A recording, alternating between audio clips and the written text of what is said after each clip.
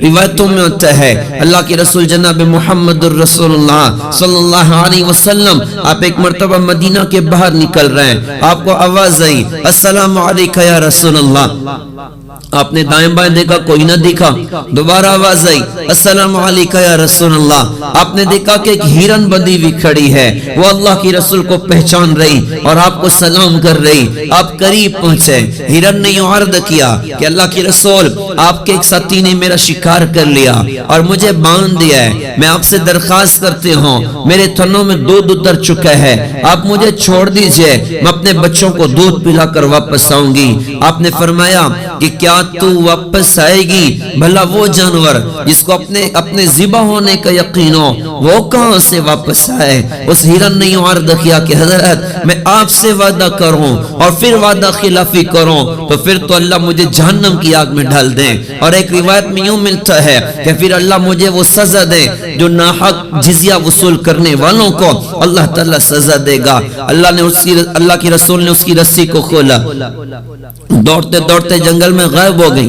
آپ وہیں تشریف فرما رہے، تھوڑی دیر کے بعد اللہ کی رسول نے دیکھا وہ ہرن اپنے بچوں کو چھوڑ کر اپنے جان قربان کرنے کے لیے اللہ کی رسول کی خدمت میں حاضر ہے۔ ہم قربان جو اپنے نبی کی شان پر، وہ جنگل کا جانور ہے جو نبی سے کی ہوئی بات پر اپنی جان قربان کرنے کے لیے تیار ہے۔ آج ایمان والا سود چھوڑنے تیار نہیں، جھوٹ چھوڑنے تیار نہیں، موبائل کی ننگی فلمیں چھوڑنے کے لیے تیار نہیں، نبی کے پاکیزہ طریقوں کو اپنانے کے لیے تیار نہیں، نوجوان ناچنے والوں کے گندے لائف اسٹائل کو چھوڑنے کے لیے تیار نہیں، ماں باپ کی خدمت کرنے کے لیے تیار نہیں، بہنوں کے حقوق ادا کرنے کے لیے تیار نہیں۔ معاف کرنا عمومی بات کر رہا ہوں، جوان بچیاں وہ مسلمان خاتون جس کو اللہ پاک نے حضرت محمد صلی اللہ علیہ وسلم کی برکت سے عزت عطا فرمائی، مقام عطا فرمایا، درجہ عطا فرمایا، کتنا بڑا درجہ کہ اس کا وجود اس کے والد کے لیے جنت کے واجب ہونے کا سبب بنا۔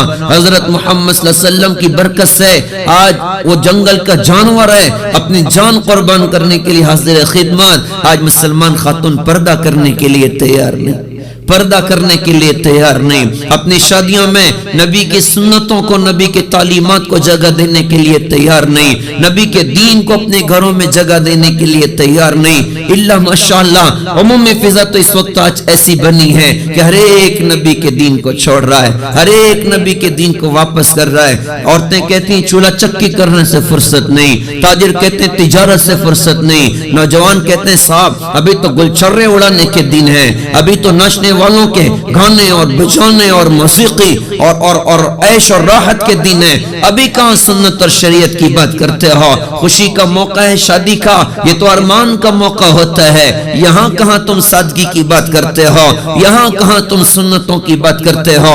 ہم یوں کہیں کہ بھائی صاحب اپنی شادی میں سادگی پیدا کر لو، فضول خرچی نہ کرو، اوروں کے رسم و رواج کو شادیوں میں جگہ نہ دو، سادگی کے ساتھ میں کر لو۔ لوگ کہتے ہیں صاحب لوگ کیا کہیں گے، لوگ کیا کہیں گے؟ ہم یوں عرض کیا کرتے ہیں ارے تم نے یہ تو خیال کیا کہ لوگ کیا کہیں گے؟ کاش ایمان والا، کاش ایمان والی خاتون اور کاش ایمان والا نوجوان اس کی زبان کا یہ جملہ ہو جائے مجھے بے وقوف دنیا کی پرواہ نہیں ہے، مجھے پرواہ اپنے اللہ کی ہے، مجھے پرواہ اپنے رسول حضرت محمد صلی اللہ علیہ وسلم کی ہے، میرا نبی مجھے قیامت کے میدان میں کیا کہے گا، میرے اللہ مجھے قیامت کے میدان میں کیا کہیں گے؟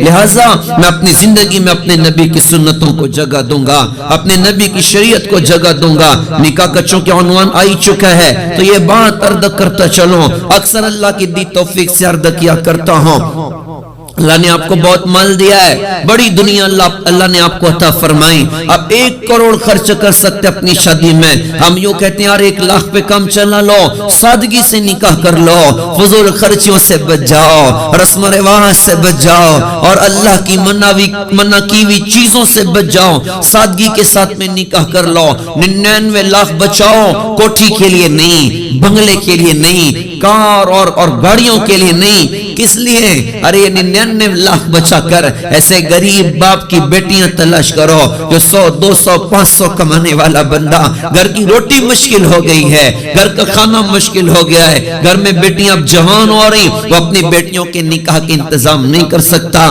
اللہ نے آپ کو دیا، اپنے 99 لاکھ بچا کر ایسی بیٹیاں تلاش کر کے ان کے نکاحوں کے انتظام کر دو۔ اللہ آپ کی نسلوں کو شادابی دکھائے گا، اللہ آپ کی نسلوں کو شادابی دکھائے گا۔ محترم دینی بہنوں، ہمیں اپنی زندگی میں اپنے نبی حضرت محمد صلی اللہ علیہ وسلم کی شریعت کو جگہ دینا، آپ کے پاکیزہ دین کو جگہ دینا۔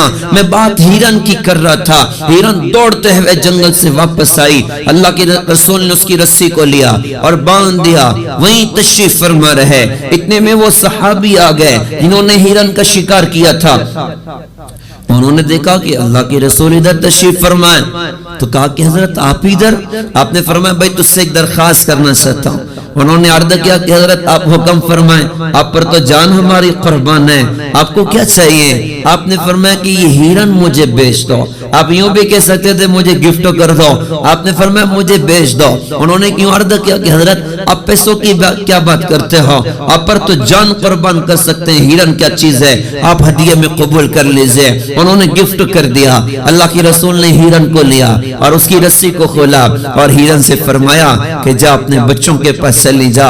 صحابہ فرماتے ہیں وہ اتنا خوش ہوئی، اس نے اپنے پیر کو زمین پر مارا اور کہا کہ میں گواہی دیتی ہوں کہ اللہ کے علاوہ کوئی معبود نہیں اور آپ اللہ کے سچے رسول ہیں۔ اس کے بعد دوڑتے دوڑتے جنگل میں غائب ہو گئی۔ زید بن ارقم رضی اللہ تعالیٰ عنہ فرماتے ہیں کہ میں اس ہیرن کو پہچانتا، میں نے اس کو جنگل میں کئی مرتبہ دیکھا، وہ دوڑتے بھاگتے اس کی زبان پر ہوتا تھا لا الہ الا اللہ محمد الرسول اللہ، لا الہ الا اللہ محمد الرسول اللہ، لا الہ الا اللہ محمد الرسول اللہ صلی اللہ علیہ وسلم۔ یہ ہمارے نبی کی نبوت ہے، یہ ہمارے نبی کی شان کی کچھ جھلکیاں ہیں کہ کیا مقام اللہ نے ہمارے نبی کو دیا، کیا درجہ اللہ پاک نے ہمارے نبی کو دیا، کیا رفعت اور بلندیاں اللہ نے ہمارے نبی کو عطا فرمائی۔ اب دیکھنا یہ ہے ہم نے اپنے نبی کی ذات کی کیا قدر کی ہے، ہم نے اپنے نبی کی سنتوں کی کیا قدر کی ہے، ہم نے اپنے نبی کے دین اور آپ کی تعلیمات کے ساتھ کون سا معاملہ کیا۔ اللہ کرے ہم اس کو سمجھنے والے بنے۔